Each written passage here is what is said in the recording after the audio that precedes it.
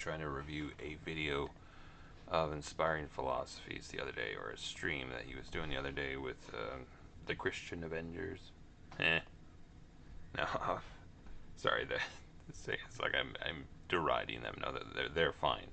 But I think they were actually doing a spoof off of other people. No, the Christian Averagers. Is that what he called them? That's what inspiring philosophy was calling them. They were reviewing a video of the Christian Avengers by, I guess, George Janko. Never really watched this guy that much before. So here we go. This is with regards to, I think, mostly they're talking about kind of the Catholic Church and how that whole thing works with worshiping the saints and emblems like that, which I don't know a lot about, but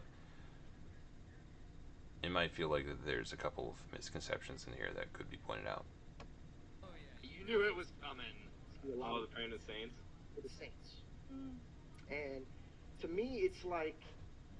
Grand Canyon University is ranked among the top 25 best college campuses in America. And in 2023... And I'm hanging myself up to dry. I used to do this. I used to fast for saints. I used to pray to saints. And then... See, okay, so my perspective on this, like... I found it a little bit weird, maybe, the way Catholics do stuff, but I also don't think it's like deity worship either. Paul has his own thing in oh goodness, I don't know what book it is, but where he's saying there's a lot of things out there. There are lords many and gods many and whatnot, but there's one creator above all, and I don't think Catholics would take it to that extreme, where they're saying that these saints are somehow some sort of god or something like that. Even as a little kid, I just never did it. I didn't feel comfortable. I just wanted to talk to Jesus. I don't understand why you had to talk to the middleman. Like, I didn't like that. Again, well, I guess here's the thing. Like, I have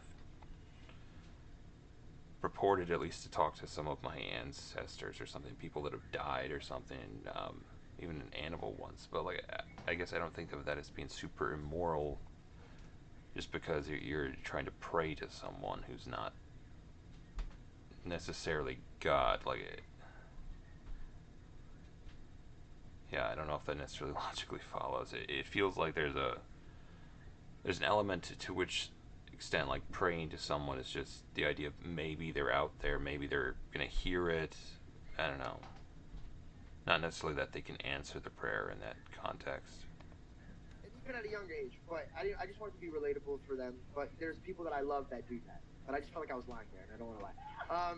But praying to saints, I have a lot of people that I love that they do that. So I don't want to look like I'm harping on this. But Jesus says there is nobody that goes to the Father but besides me. If you want to talk to him, talk to me. And then there's another Bible verse that says, do not... Yeah, and he might be entirely right about that. But again, I don't think it's some sort of deity worship on the part of the Catholics. Yeah, he might be entirely right about that. But again, right? And then there's some people that are like, well, are they dead? Because the thief on the cross said that today you'll be with me in paradise. So there might be some people that are alive. That kind of threw me for a little spin. I'm not going to lie. But I just want to know that when I'm praying, I find it more valuable to get in my prayer closet alone and speak to my king. And then also go to people that correct me. No, that's valid, I think.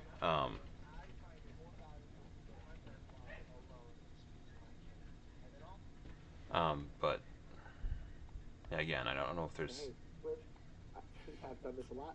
Cliff, could you pray for me? And every time, by the way, if you ever got off the phone with him, he says a prayer for you. So I'm going to put his number in the description.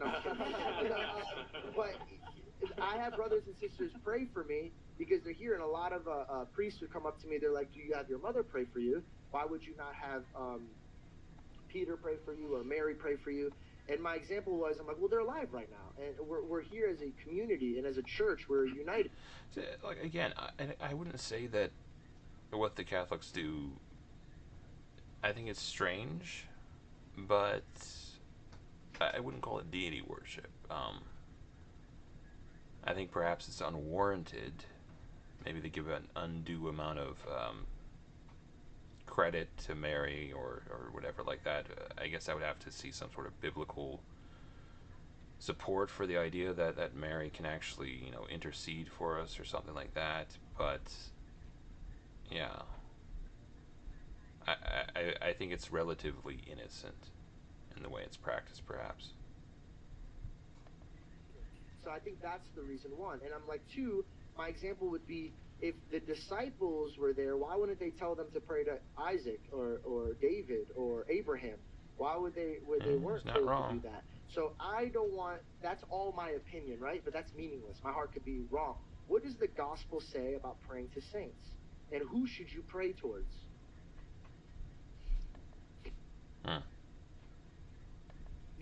Everybody's like, The I'm most not anointed one. And Stuart or Glenn. Let me just say this. Oh, wait, we got one. You did a great job of steel manning our Orthodox and Catholic brothers and sisters. Right? It's not that they pray to saints. Yeah. It's that they ask the saints to pray for them. Yes. So we want. Yeah, that's actually probably a good point. I wouldn't have actually known that. The Catholic doctrines have not been my study necessarily. Sorry, give me a second. I'm going to check this here. See if everything's still hunky-dory.